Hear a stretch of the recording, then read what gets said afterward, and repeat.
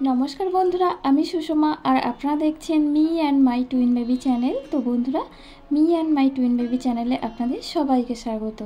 তো কাছে দূরে দেশ ও দেশের বাইরে যে যেখান থেকে আমার ভিডিওটি দেখছেন, আশা করি আপনারা সবাই খুব ভালো আছেন, সুস্থ আছেন। তো বন্ধুরা দেখুন,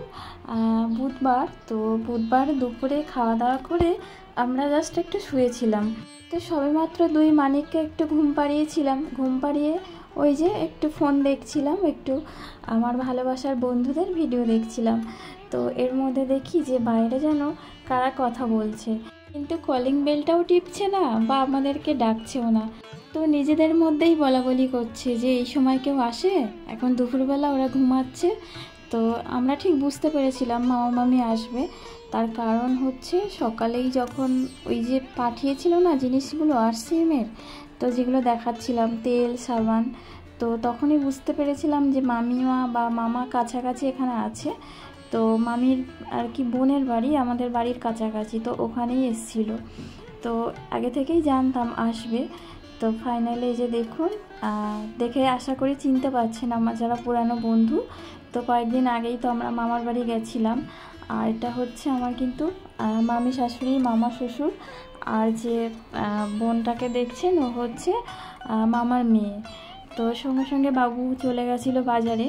তো বাজার থেকে মানে মামা মামির জন্য ওই যে প্যাটিস, সিঙ্গারা, মিষ্টি যেগুলো আনার সেগুলো এনেছিল। আর এই যে আমি একটু চা বসিয়ে দিয়েছিলাম। তো চা তো কিছুতেই খাবে না, ওরা বেরিয়ে যাওয়ার জন্য ছটপট করছিল। তো তার জন্য আমিও একটু অভিমান করছিলাম, চলে যাচ্ছ, আমরাও কিন্তু গিয়ে চলে আসবো, থাকবো না, এই আর কি, যেটা হয় আর কি। তো ফাইনালি যে দেখুন মামিরা কিন্তু চলে যাচ্ছে।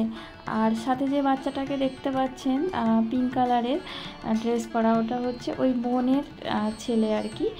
আর আমার দুই মানিকও বলছে ব্যাগ গুছিয়ে নিয়ে আমরাও চলে যাব তোমাদের সাথে। আর মামাদের এই যে টোটোটা করে আমরা গেছিলাম সেই টোটোটা, তো টোটোকে বলে দিয়েছিল, টোটোও এসে দাঁড়িয়েছিল।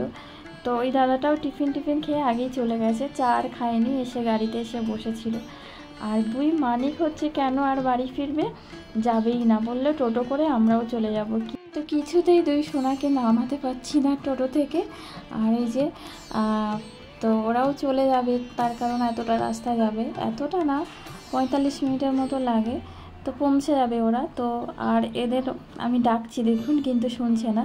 তো তারপরে ঠিক হলো যে আমাদের মেন রাস্তা পর্যন্ত আর কি যাবে, ওই জন্য বাবু সাথে যাচ্ছে, গিয়ে ওই পর্যন্ত গিয়ে চলে আসবে।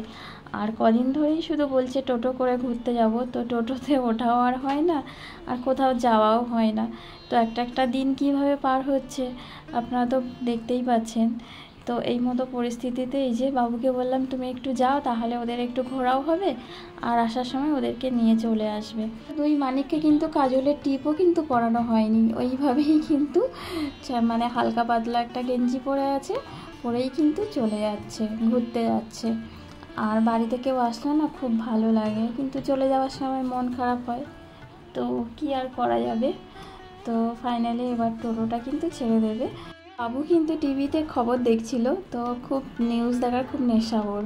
তো কি আর করবে, ওকে কিন্তু ডেকে ডেকে নিয়ে আসলাম যে ছেলেরা কিছুতেই নামছে না, তুমি যাও ওদের সাথে। ওই জন্য বাবু এসছে, এসে এখন বলছে আচ্ছা ঠিক আছে বাবা, আমি তোর পাশে তাহলে বসি। তো এই যে দেখুন ফাইনালি মামা মামি কিন্তু বাড়ি চলে গেল।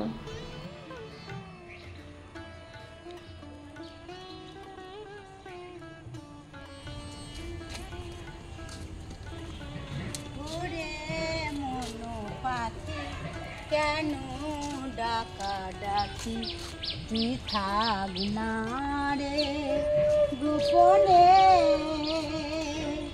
উঠতে মানা আকাশে তোর, বসতে মানা ডালে, বাসা বাঁধে তাও মানা, কি আছে কপালে, বলি ঝড়ে হারাতেও মানা নাই। ও মন পাখি কেন ডাকা ডাকি তুই থাক না রে গোপনে। বাহ, খুব ভালো হয়েছে। তো বন্ধুরা, মাসি কিন্তু আজকে আসেনি, সকালে বলছিলাম না যে আজকে নিজের ঘর বাড়ি পরিষ্কার করেছে, করে এই যে বিকালের বাসনগুলো মেজে দিয়ে গেছে।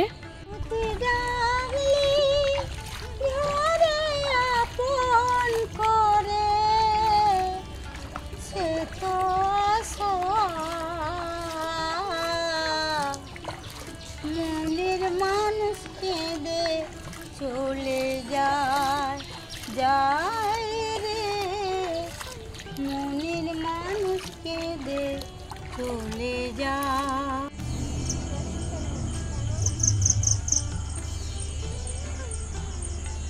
সব থেকে মজার বিষয় হচ্ছে মাসির সাথে কিন্তু আগে থেকে কথা হয়নি যে মাসি গান করবে। তো বিকালবেলা বাসন মাজতে এসেছিলো, সকালে তো কাজে আসেনি। তো বিকালবেলা বাসনও মাজা হয়ে গেছে, বাসন মেজে মাসি বাড়ির দিকে ফিরছিল। আর আমি তো রাস্তায় গেছিলাম মামা মামিদের ওই মানে টোটো পর্যন্ত ছাড়তে। তো আমিও আসছি আর মাসিও যাচ্ছে। তো মাসি দেখতে পেয়েছে যে আমি ভিডিও করতে করতে আসছি।